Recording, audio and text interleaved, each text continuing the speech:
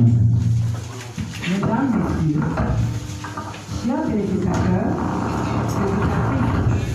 auditeurs, auditrices, nous sommes présentement dans l'église de l'ambassade de la grâce, dans le cadre de notre talk show relatif au super dimanche, dont la thématique est intitulée comment le salut met fin à l'influence de la malédiction, de la maladie et de la mort prématurée dans tous les domaines de votre vie. Alors, ce super dimanche dont le talk show a pour sous-thème comment naître de nouveau. Car cet objectif, cet enseignement permet d'engendrer le salut à tous ceux qui l'ont entendu. Alors, nous allons continuer. J'ai l'honneur et le privilège de vous présenter des merveilleux hommes et femmes de Dieu qui sont ici présents, qui sont petits en âge, mais grands en esprit. Et qui vont répondre aux différentes questions qui font couler beaucoup d'âmes et de salut. Alors, sans plus tarder, nous allons commencer. Il s'agit ici de l'évangéliste Aude Mabika. Bonjour, évangéliste. Nous rappelons qu'elle est chant éternel aussi. Nous continuons. Évangéliste Simon Sandy. Bonjour, évangéliste. Bonjour. Jeune pasteur en formation. Évangéliste Eva Aude. Bonjour, évangéliste. Jeune pasteur en formation. Et François Françoise qui vous parle, diaconesse et en formation de pasteur également. Alors, nous allons continuer. Puisque nous sommes là pour édifier le peuple, que ce soit les chrétiens ou les non-chrétiens. Maintenant, la première question est celle-ci. Qu'est-ce que la mort spirituelle? Écoutons l'évangéliste Aude Mabika. À la question de savoir ce qu'est la mort spirituelle, je dirais que la mort spirituelle est la séparation de l'homme d'avec Dieu. C'est-à-dire que c'est l'expérience par laquelle s'opère la séparation de l'Esprit de Dieu dans l'âme de l'homme. Nous avons le livre de 2 Thessaloniciens 1 au verset 9 qui nous dit qu'ils auront pour châtiment, ils qui? Les hommes. Les hommes auront pour châtiment une ruine éternelle, loin de la gloire loin de la face de la gloire du Seigneur et de la force de son nom. Nous devons comprendre ici qu'il n'est pas question de mort physique, mais plutôt spirituelle. La mort spirituelle, c'est-à-dire que cette mort spirituelle s'ensuit.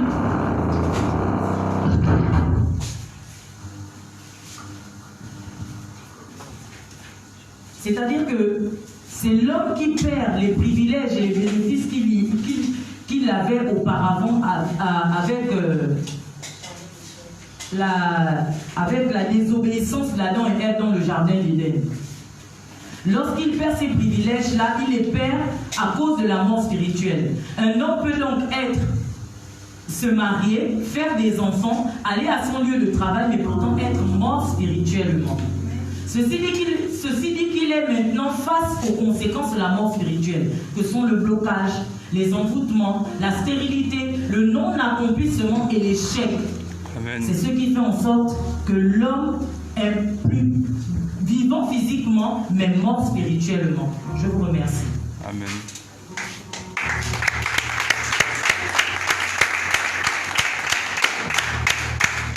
Nous passons à la question 2. La définition du salut. Écoutons l'évangéliste Simon Sandy.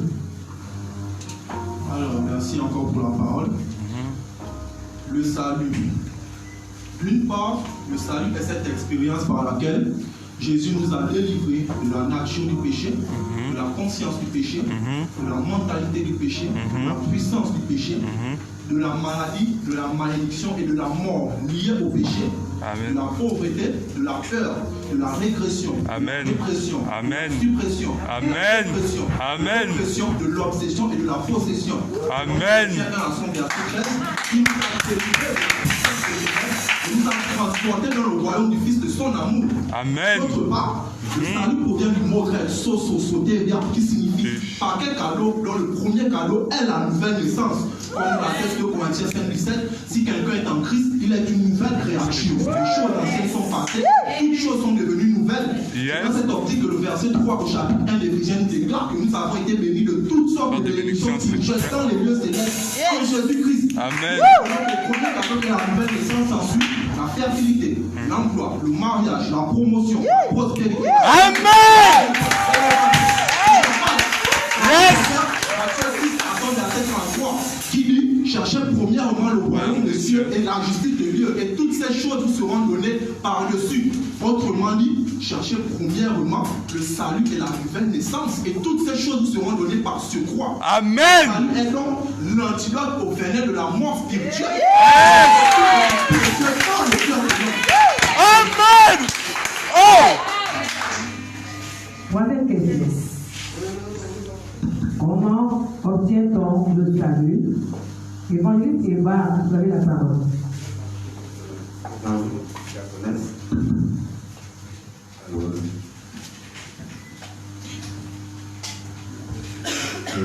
Bonjour diaconesse. Bonjour chers téléspectateurs et téléspectatrices, auditeurs et auditrices. L'heure est temps de dire devant vous ce matin. À la question de savoir si nous pouvons faire comment obtient-on le salut, je dirais que le salut s'obtient en Jésus-Christ, plus précisément à la croyance en Jésus-Christ. C'est ainsi que Jean chapitre 3 verset 15 nous dit, afin que quiconque croit en lui ait la vie éternelle. Et Actes apôtres chapitre 16 verset 31, pour les Silas répondirent ici, pour les Silas répondirent, crois au Seigneur Jésus ainsi que toute ta famille, tu seras sauvé. De ces deux versets, nous ressentons l'expression croire. De personnes se poseront certainement la question, croire signifie quoi réellement? Croire a cinq significations grecques. Croire signifie premièrement écouter ou encore entendre la parole de Dieu. C'est ainsi qu'a dit dans Éphésiens chapitre 1 verset 16 que en lui vous aussi, après avoir entendu la parole des vérités, l'évangile de votre salut, vous avez été scellés du Saint-Esprit. Donc croire signifie premièrement écouter ou encore entendre la parole de Dieu. Ensuite, croire signifie ouvrir son cœur. C'est ainsi qu'a dit nous dit dans les Apôtres chapitre 9, la Bible nous prend l'histoire d'une femme appelée Lydie qui était vendeuse des pourpres à la ville d'Éphèse. La parole nous dit que pendant qu'elle écoutait Paul, Dieu lui ouvrit le cœur afin qu'elle puisse être attentive à ce que Paul disait. Donc croire signifie aussi ouvrir son cœur. Troisièmement, croire signifie recevoir la parole. Amen. C'est dans Jean chapitre 1, verset 12 à 13. À tous ceux qui ont reçu la parole, à ceux qui ont cru en son nom, à de devenir enfants de Dieu. Cinquièmement, croire signifie comprendre la parole. C'est ainsi qu'il dit dans Matthieu chapitre 13, verset 31, que ceux qui produisent du fruit, ce sont ceux qui entendent et comprennent la parole, qui produisent du fruit en abondance. Donc nous laissons de nouveau en écoutant, en comprenant, en ouvrant nos cœurs et en appliquant la parole. Amen. Amen.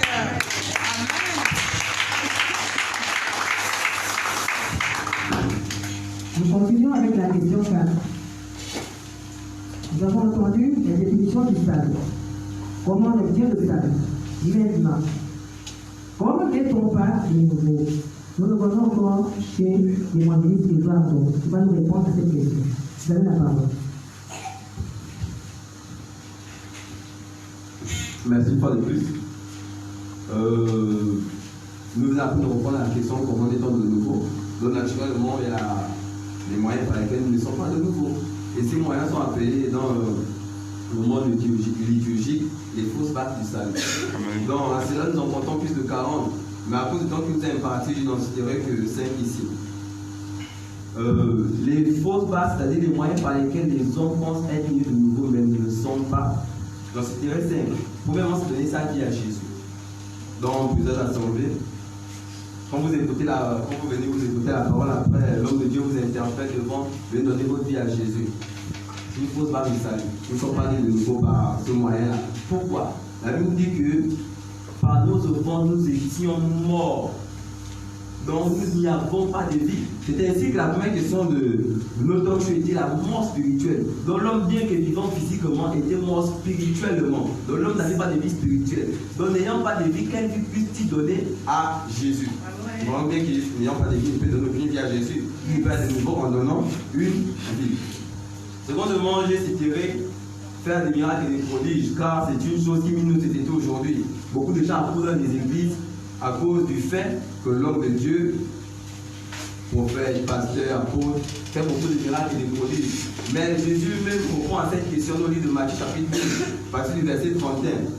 Voici ces hommes viennent à Jésus et disent à Jésus, Seigneur, n'avons-nous pas chassé les démons en ton nom? N'avons-nous pas guéri les malades en ton nom? N'avons-nous pas fait beaucoup de miracles et de prodiges en ton nom? Jésus répondit, éloignez-vous de moi, ouvriers d'iniquité, je ne vous ai jamais connu. En d'autres mots, le fait d'accomplir des miracles et des prodiges ne garantit pas la nouvelle naissance en vous. Est-ce que le deuxième point? Troisième point, c'est avoir une bonne vie. Donc on marcher sainement. Beaucoup d'églises appellent ça la sanctification. Si je marche, si je me sanctifie, certainement je trouverai grâce aux yeux de Dieu et à cela je serai sauvé. C'est une fausse base du salut. Pourquoi? Prenons tout simplement l'exemple des moines de Shaolin.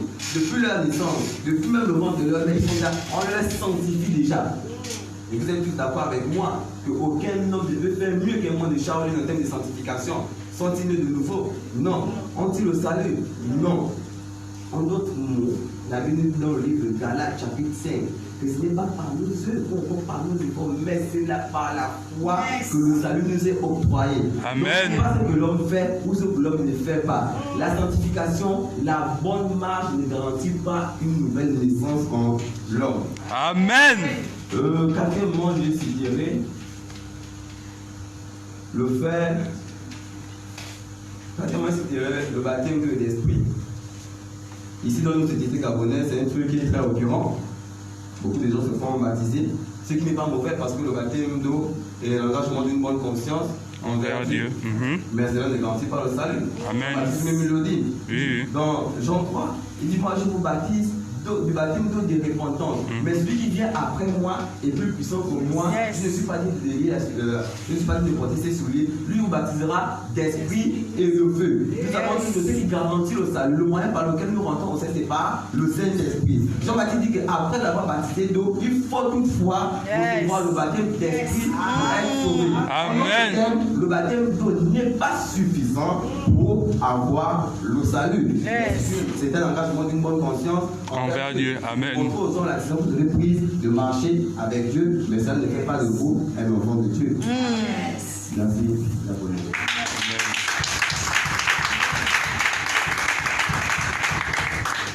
Nous sommes à la cinquième question. Peut-on faire son salut après l'avoir reçu? Évangéliste Paul, vous avez la parole.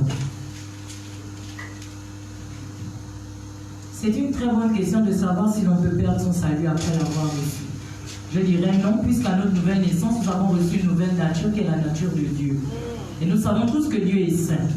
La Bible nous dit dans le livre de 1 Jean 4, au verset 17, tel il est, il qui? Dieu. Tel Dieu est, tel nous sommes dans ce monde. À cela, nous pouvons comprendre que si nous sommes comme Dieu l'est dans ce monde, par sa nouvelle nature, par sa nature de sainteté qu'il nous a donnée à notre nouvelle naissance, nous sommes également saints comme lui-même l'est.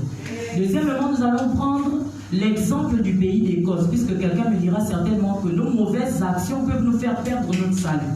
Mais si nos mauvaises actions peuvent nous faire perdre notre salut, je vais nous présenter le pays d'Écosse. C'est un exemple qu'on va prendre ici comme structure. Dans le pays d'Écosse, les hommes de ce pays portent des jupes.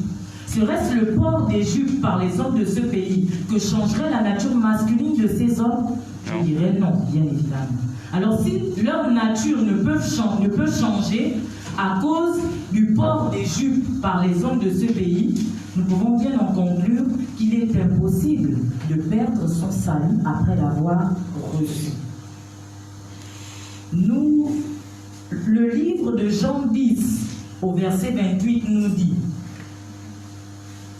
c'est Jésus qui parle, il dit, je leur donne la vie éternelle, et ils ne périront pas, et personne ne les ravira de ma main. Pourquoi? Jésus le dit pourquoi? Parce que lui, il ne se répand pas de ses dons et de son appel. C'est Romains 11 au verset 29 qui le dit. Je vous remercie.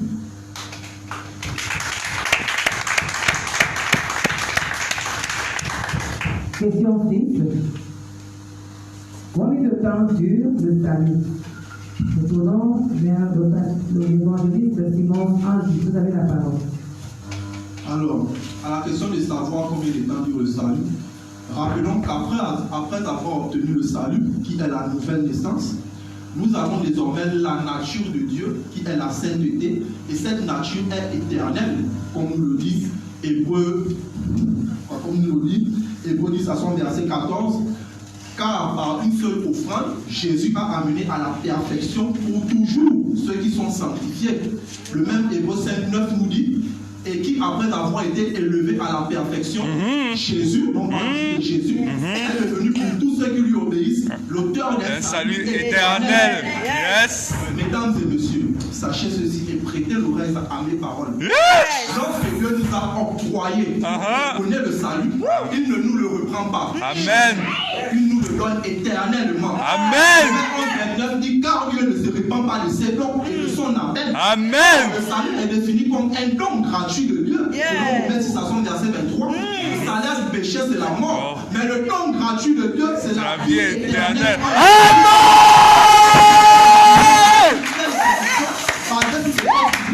Le salut en Jésus-Christ est éternel. Comme le dit souvent Papa Émérite, une fois sauvé, à jamais sauvé. Deuxième question. Y a-t-il des personnes qualifiées pour le salut? Évangéliste Evandro, vous avez la parole. Ok, pour répondre à cette question, nous allons tout de suite sauter dans les Écritures. C'est une très bonne question parce qu'il y a des personnes qui se disent qu'ils doivent d'abord bien marcher ou doivent d'abord commettre des bonnes œuvres avant de venir en Christ. Regardez ce que la Bible dit à ce sujet. Je vais commencer par le verset le plus connu du monde chrétien, Jean chapitre 3, verset 16. Si vous pouvez bien m'aider à le citer. Son Fils unique, afin que quiconque croit en lui ne périsse point, ait la vie éternelle. C'est un verset que beaucoup de gens citent comme ça. Mais si on regarde ce verset, le verset dit qu'à Dieu a tant aimé le monde. Il n'est pas dit qu'à Dieu a tant aimé les justes. Il n'est pas dit qu'à Dieu a tant aimé les pharisiens ou les israélites. Qu'à Dieu a tant aimé les américains. Non. Qu'à Dieu a tant aimé le monde. Tout le monde. Non, moi j'aime mieux le verset 15 de ce même chapitre. Jean chapitre 3, verset 15 dit, afin que quiconque croit en lui ait la vie éternelle. Le mot quiconque ici montre qu'il n'y a pas de distinction. Dieu octroie le salut à n'importe qui. D'ailleurs, pour le prendre cette question dans Romains chapitre 3, verset 1, il dit que Dieu ne fait acception de personne. Je vais aller plus loin. C'est vrai que Dieu ne fait acception de personne. Mais c'est Jésus qui parle. Matthieu chapitre 3, il dit, apprenez ce que j'appelle la compassion. Parce que je ne suis pas venu pour les justes, mais je suis venu pour les pécheurs. Les personnes qui croient qu'ils doivent d'abord bien marcher avant de venir à Dieu, non. Pendant que vous faites des mauvaises œuvres, pendant que vous pratiquez des religions idolâtres, pendant que vous péchez, vous abordez, vous calomniez, vous tuez, vous volez, je vous dis que vous êtes dans la bonne condition pour recevoir le salut. Puisque Jésus n'est pas venu pour les justes, mais il est venu pour les personnes qui font ces choses-là. C'est-à-dire les tueurs, les avortistes, je ne sais pas trop quoi, les gens qui pratiquent les religions idolâtres. Dieu est venu pour les gens qui marchent mal. Donc, mesdames et messieurs, pendant que vous êtes dans cette salle, il dit que vous avez la bonne position pour recevoir le salut. Car c'est pour vous que Jésus est venu. Amen. Huitième question. Quelle différence faites-vous entre la repentance de Jean-Baptiste et le salut? Évangéliste Paul, écoutons. Mesdames et messieurs, nous allons noter premièrement que le mot repentance vient du mot grec métanoïa qui signifie changement radical du système de pensée. Romains 12, 2, je cite, dit, ne vous conformez pas au siècle présent, mais soyez transformés par le renouvellement de l'intelligence afin que vous discerniez quelle est la volonté de Dieu, ce qui est bon, agréable et parfait. La repentance signifie également délaisser, se détourner de sa mauvaise voie. Ça implique le fait de reconnaître sa condition de pécheur, à tel point que cela nous emmène à nous rendre compte réellement que nous sommes condamnés aux enfers. Nous ne pouvons plus rien dire ni faire. Et qu'il n'y a que sa grâce qui nous permet, par son Fils Jésus-Christ, de remonter la pente de laquelle Adam et Ève avaient chuté lors de leur désobéissance à Dieu dans le jardin d'Éden. Alors, pour cela, il y a encore le verset de 1 Pierre 3, 21 qui nous dit: cette eau n'était qu'une figure du baptême, qui n'est pas la purification des souillures du corps. Elle ne peut pas nous garantir le salut, mais c'est un engagement, comme pouvait le dire l'évangéliste Évrard, que ce n'est qu'un engagement de bonne conscience envers Dieu. Alors elle ne peut pas nous garantir le salut. Deuxièmement, nous allons rappeler la définition du salut qui est le retour de l'Esprit de Dieu dans l'âme de l'homme. Nous allons noter ici et comprendre une bonne fois pour toutes que la repentance est nécessaire pour le salut.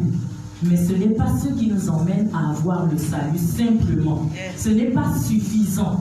Il faut le baptême de Jean-Baptiste pour pouvoir accéder au salut, pour pouvoir nous acquérir une bonne marche, une bonne conscience envers Dieu pour acquérir le salut. C'est nécessaire. C'est pourquoi nous pouvons dire aisément que ces deux mots ont des définitions bien distinctes et ne sont pas ensemble, et c'est là bien la différence que nous pouvons noter entre le baptême de Jean-Baptiste et le salut. Je vous remercie.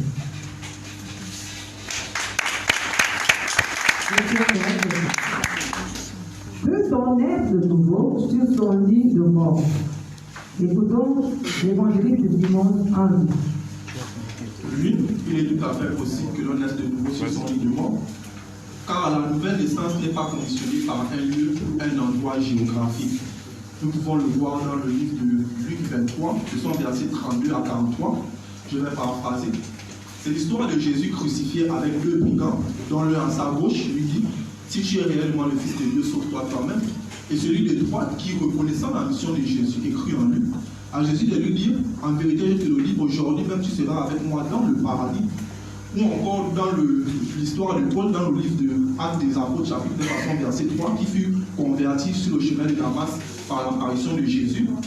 Donc nous comprenons que quel que soit l'endroit où vous vous trouvez actuellement, que ce soit dans un bistrot, dans une mosquée, dans un banja, dans les rues, dans votre maison, dans cet endroit présent, votre nouvelle naissance n'est pas conditionnée par un lieu ou un endroit quelconque. Elle n'est conditionnée rien que et seulement que par la foi en Jésus-Christ. Amen. Chapitre 3 au verset 18 nous dit: celui qui croit en lui n'est point jugé, mais celui qui ne croit pas en lui est déjà jugé, parce qu'il n'a pas cru au nom du Fils unique de Dieu. Amen. Jésus. Yes. Je vous remercie.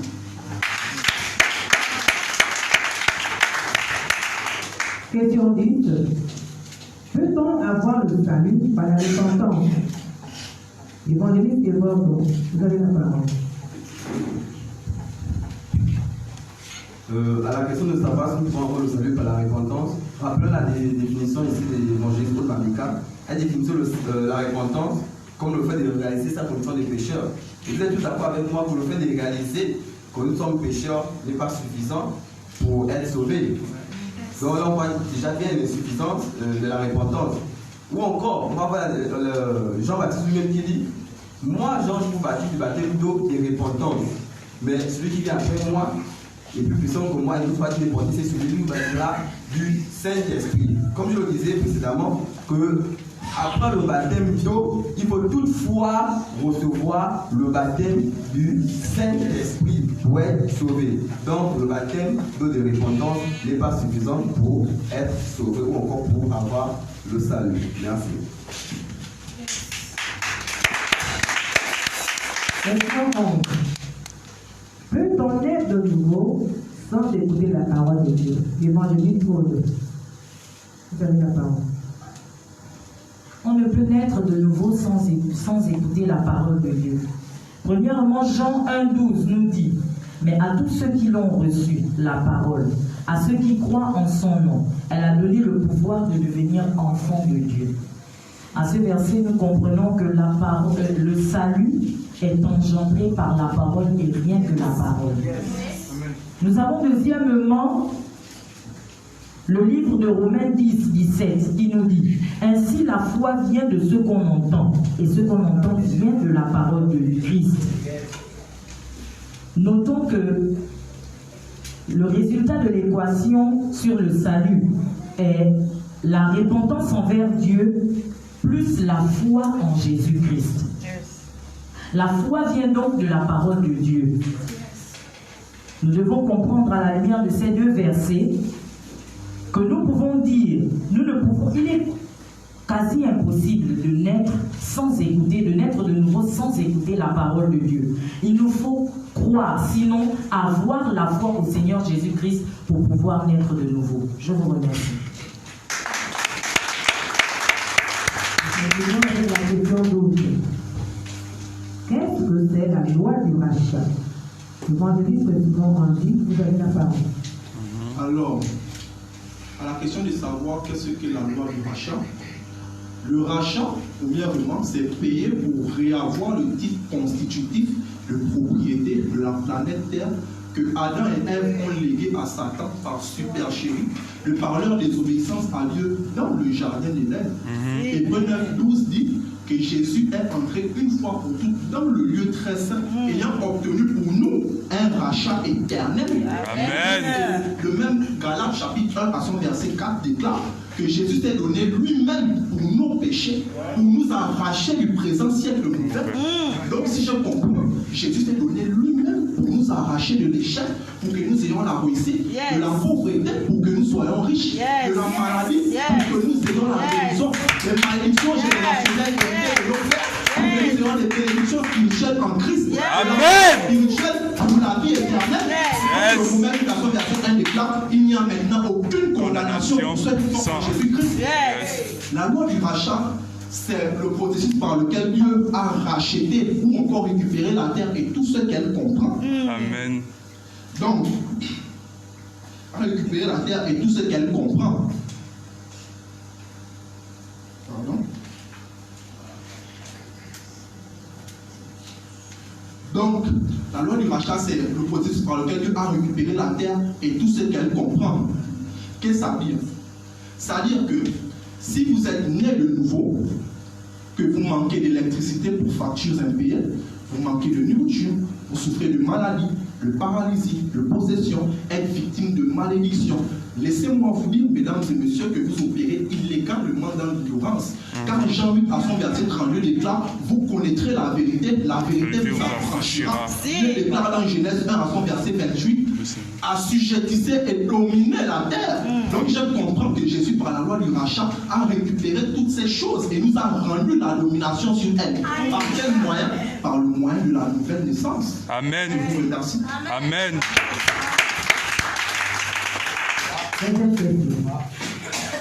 Comment un chrétien peut être, après avoir obtenu le salut?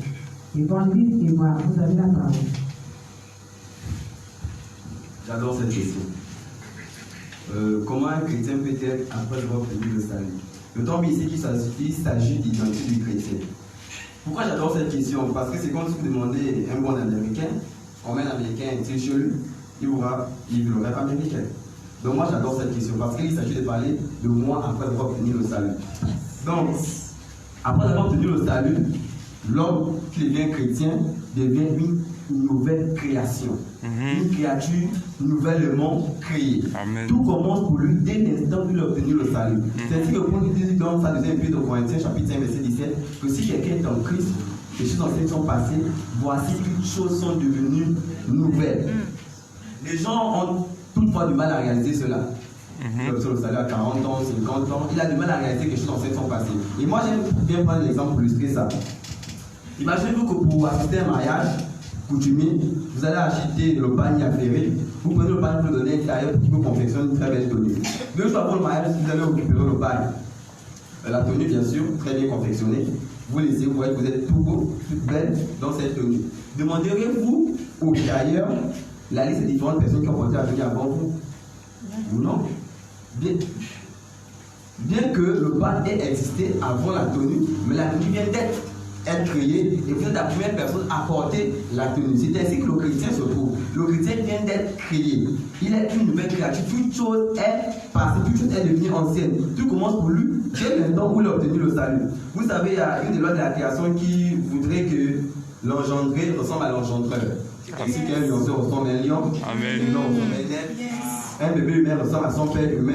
La parole dit dans Jean chapitre 1 verset 12, car tous ceux qui l'ont reçu la parole a de pouvoir devenir enfant de Dieu. Donc le chrétien est enfant de Dieu. Le chrétien ressemble à son père Dieu. Le chrétien a les mêmes traits de caractère que son père Dieu. Donc, mesdames et messieurs, Dieu étant 3 fois saint, le chrétien est 3 fois saint. Amen. Attendez. Une autre loi de la nature qui voudrait que la récolte soit à l'image de la sémence.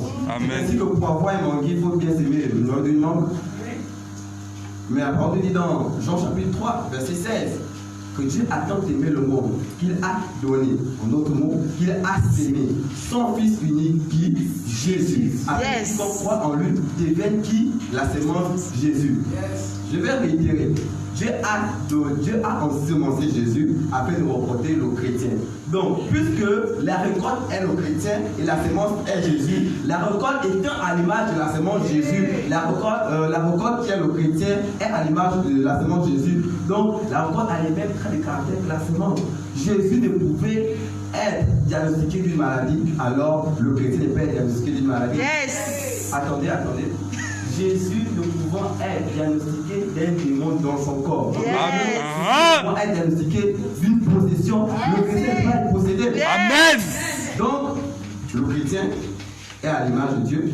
Le chrétien a le même caractère que Jésus. Le chrétien est une nouvelle créature. Voici la condition dans laquelle il se trouve après avoir connu le salut. Amen. Question 14. Y a-t-il des conditions pour obtenir le salut? L'évangéliste Aude, vous avez la parole. À cette question de savoir s'il y a une condition pour obtenir le salut, je dirais oui. La condition qu'il nous faut pour obtenir le salut, c'est la foi. La foi au Seigneur Jésus-Christ. Le livre d'Éphésiens 2:8 nous dit, car c'est par la grâce que vous êtes sauvés, par le moyen de la foi. Jean 3,15 nous dit également, afin que quiconque croit en lui ait la vie éternelle. Plutôt, je disais qu'il nous fallait écouter la parole de Dieu. C'est la parole de Dieu qui engendre le salut, qui fait naître la foi au-dedans de nous. Et lorsque nous avons la foi, cela nous qualifie dignement pour obtenir le salut. Donc la seule condition qu'il nous faut pour obtenir le salut, c'est la foi. Je vous remercie. Amen. Nous continuons toujours avec la question 15. Le baptême de la repentance conditionne-t-il notre salut? Évangéliste Simon Andy. Nous écoutons. Alors, prenons la parole dans le livre de 1 Pierre chapitre 3, son verset 21 qui dit, cette eau était une figure des eaux qui n'est pas la purification des souillures du corps, mais l'engagement d'une bonne conscience envers lui. Alors, le baptême de repentance ne conditionne pas notre salut, c'est un engagement d'une bonne conscience envers Dieu.